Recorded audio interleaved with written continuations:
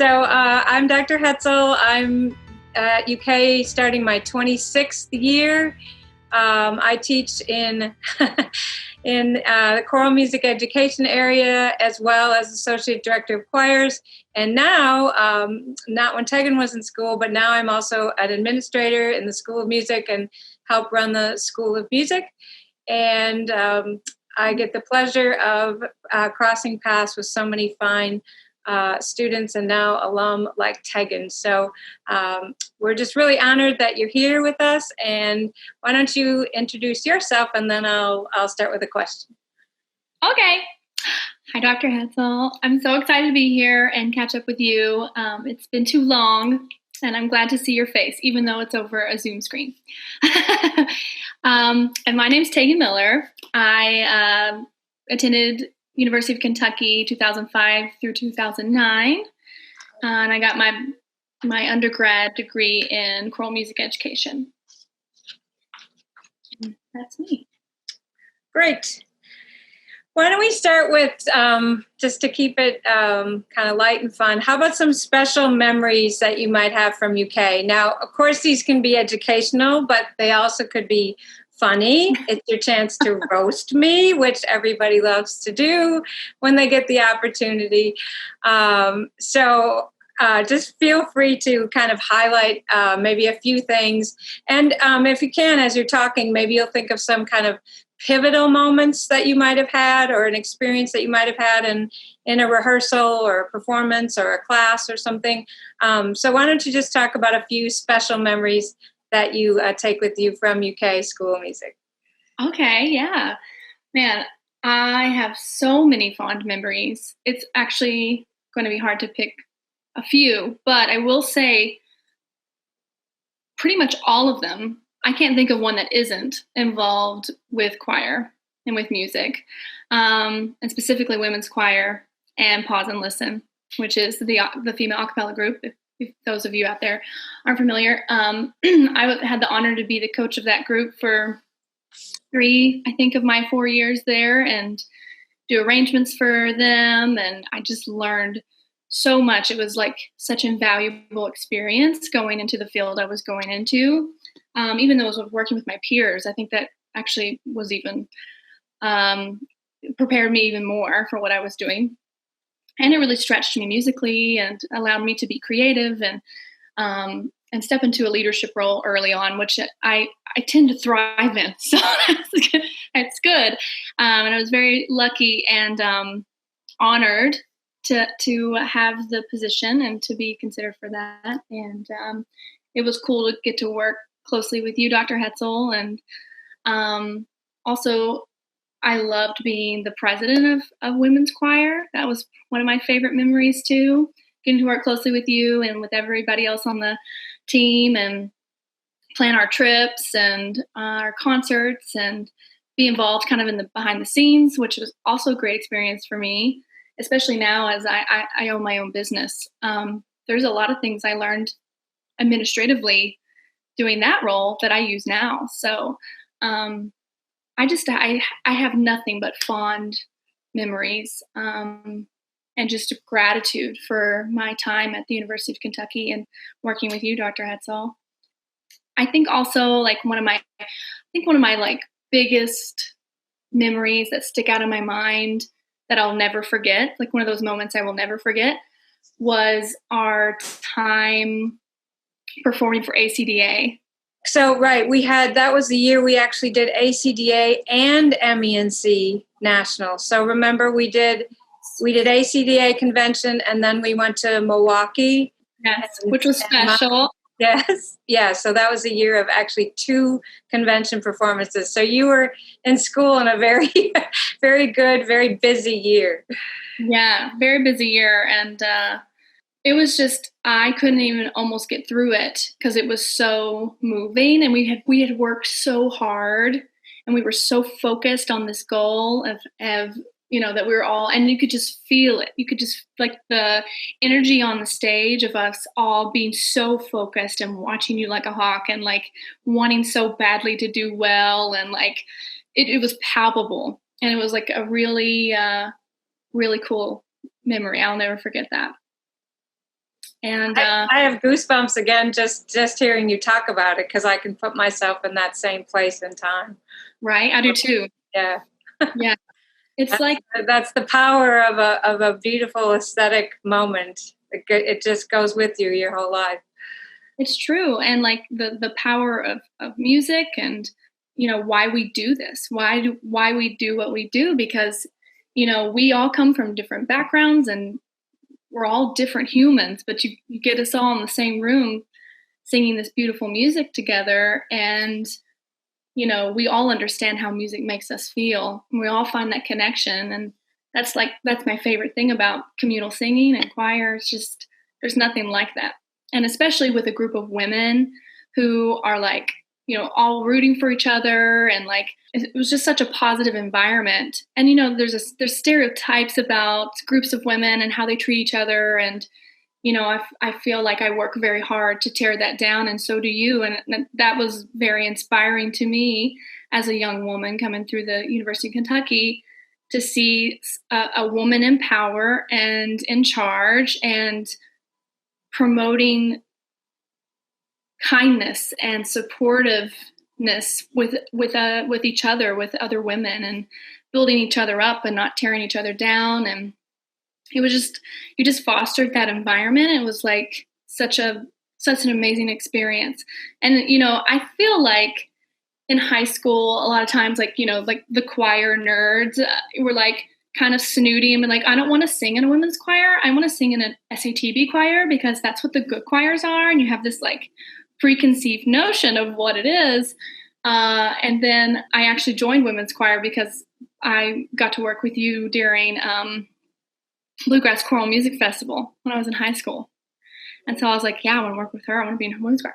And so I signed up, and it completely changed my whole view, my whole life. I was just like, no, this is where it is. This is where the good stuff is. That's a great, you touched on so many things, and you actually stole my second question just about completely and answered it, but I'll take it another direction. So I was going to ask you about your leadership opportunities in Pause and Listen as a coach, the a cappella group, which is student-led and then just overseen by me to help make things run smoothly. But your leadership role in that, and then your leadership role and as a president of women's choir, I was going to ask how that helped shape you into the person, the leader, the teacher, the mentor that you are today, which you really covered well. But maybe you could spin it in another direction. And since we're targeting people that might want to be interested in coming to UK to be a music major, maybe you could talk a little bit about how women's choir is so leadership driven, and there's a lot that can be done by the actual leadership team, whereas I might make all the musical decisions. There's really a great responsibility, and I really use that to help foster young leaders. So maybe if there's anything else you want to add about that, those opportunities. I think that's why the experience, both as the coach of Pause and Listen and the president of Women's Choir, was such a great experience. Well, I guess two reasons. Well, two other than the obvious. But one was, it wasn't just me. It was definitely like, for Pause, it was two of us. There were two coaches. And the women's choir, it was like four of us, like a leadership team. I think president, vice president, treasurer, and secretary or something like that. And then we had section leaders. And so it was just a team from the get-go. And that is actually pretty invaluable, to learn how to lead, but lead with others, and to be able to speak with one another about that, and learn how to bring up your own opinions and listen to others, and like compromise, and, all these wonderful things that you have to learn as a leader, in life, no matter what you do, what path you choose. That's an important life skill. That's what I loved most about that, or like one of the major things that I learned from from being in that leadership role. I'll just be happy to tell you the titles of positions have evolved since you graduated. Oh, We do co-presidents, which is interesting, of having two people working together. And then we do things like social media chair and like wardrobe coordinator, and try to get rid of some of the traditional female type roles of secretary, those kinds of things. Yeah, I love that. Well, that's really cool. And yeah, especially now with social media, I say kids, they're not that much younger than me, but I'm just, the kids. And it's so weird though, because one of my babies just graduated and had his senior recital, and I watched it on Zoom. So that's neat. That's a perfect lead in actually to one of the questions I was going to ask you is, will you talk a little bit about your journey from Anderson County? Obviously you've talked about UK, but then starting as a public school teacher in the area, then turning things kind of upside down perhaps, but maybe you'll make the connection that they really weren't upside down, of pursuing performance.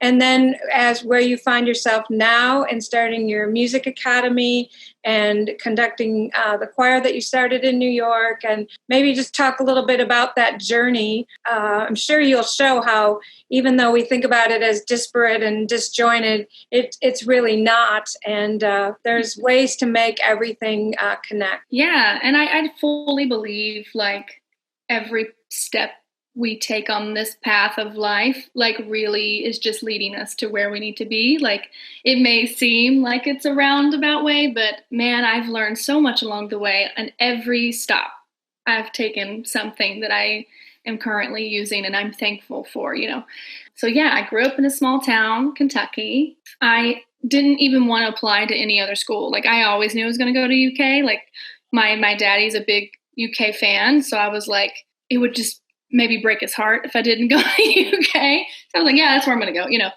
And then when I worked with you at Bluegrass Choral Music Festival, that solidified. I was like, oh yeah, this is exactly what I want to do, where I want to go, who I want to work with. Right out of college, I got a job working as a middle school choir teacher at Tegans Creek Middle School in Lexington. And honestly, it was like a dream job because they hadn't had a choir program for like 10 years. So I just walked into this brand new thing that I could create.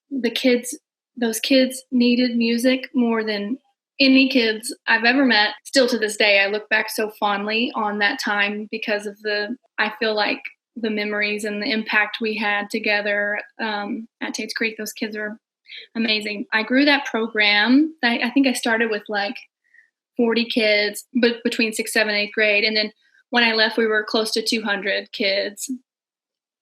And I had no intention of leaving. Like, I was like, no, this is it. It's my dream job. I love doing this. I think I came into UK being like, I want to be a middle school choir teacher. Like, that's exactly what I wanted to do. But life happens, And I had a major life change. And I was like, I want to do something for myself and pursue a dream of mine that I've always had. So I made the decision to quit my job and move to New York to pursue musical theater. I'll never forget that phone call with my principal. I was like, hey, he was like, what? I think some of the kids still haven't forgiven me to this day. They're like, you said we're going to Disney World. I'm sorry. Moved to New York, did the thing, did the hustle, performed. I was in some roles here and there, tours here and there, I did the thing. But, I always say there was like a coral shaped hole in my heart. I was just really missing it. And I was really missing teaching and that being in that role. I joined a choir there called Choral Chameleon. And my work with that choir really kind of changed my trajectory for a minute. And then as I was discovering and getting my foot back into the choral world, I was like, I can kind of combine my two loves here of teaching and musical theater, and I can do music directing.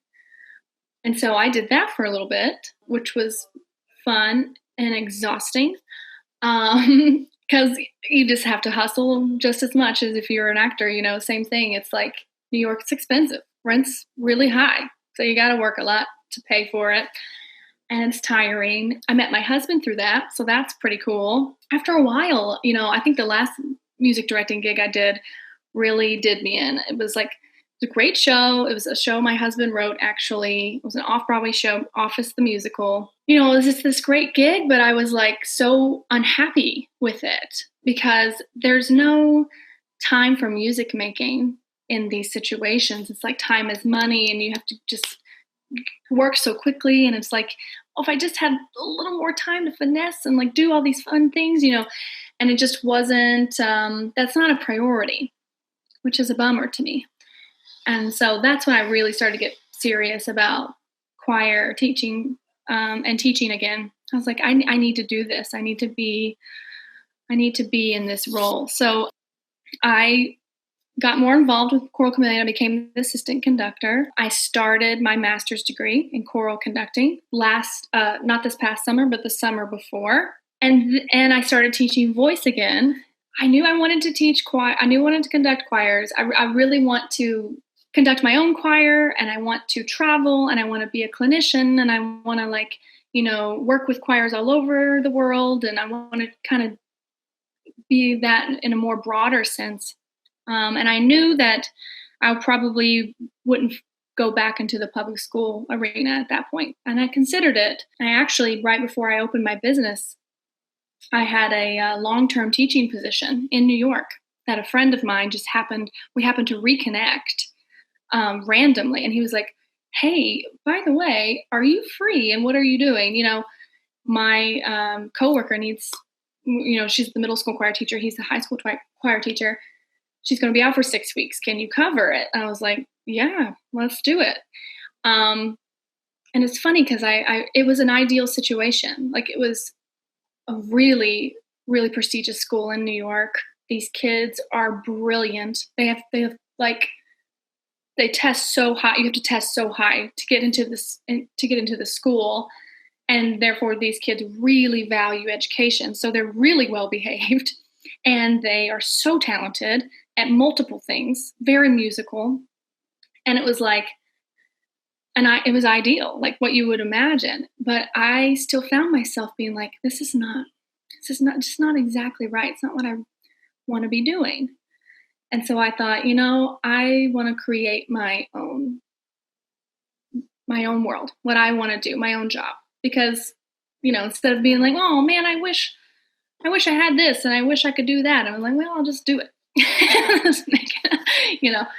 I opened my music academy last December.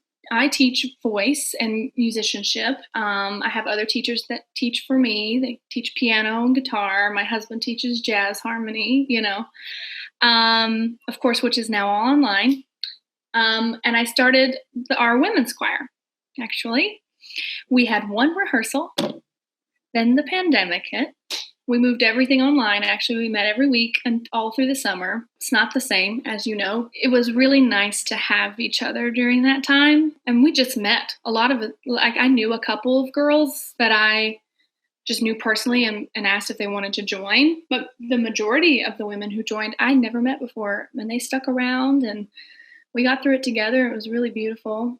Just how fortunate I am to have crossed paths with you and just the lives that you've touched and reached out. And I remember those days at Tate's Creek because I would bring our choral methods classes and you were a very young and new teacher, but I still used you as an example of things that I'd never seen anyone do better.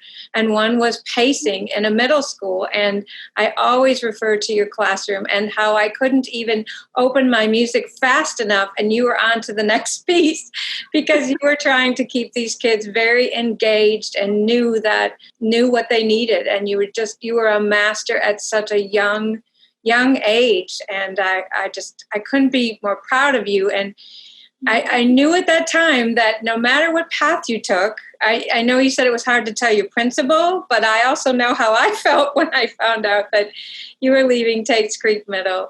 But I knew that you would teach in some capacity which a lot of our performers actually do. They teach in some capacity at some path down the road. And so I wasn't too concerned. That I thought that you will be a bright star in many people's lives. And it doesn't matter when and in what shape or form, and it doesn't have to be in Fayette County, even though it was nice to have you right next door, and I could be sending student teachers your way, but that's okay. I'll just have to send them farther. That's true. Well, thank you for saying that. That's really kind of you and nice to hear. And I feel equally as grateful. I mean, honestly, I wouldn't even probably still be doing what I'm doing if it wasn't for you. So I always tell people my mentor in college, Dr. Hetzel, she hung the moon. That's it. That's it. I think that's a great way to close, Tegan. I'm only as good as I am because of the incredible students that I have. It's always an honor. I'm humbled to stand on a podium and to share a space with them and to share music with them. And Tegan is an incredible example of that. And she's always had my heart and continues to.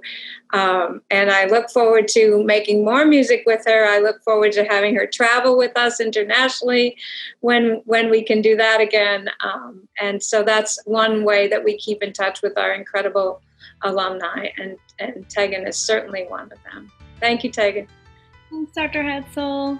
This was so nice.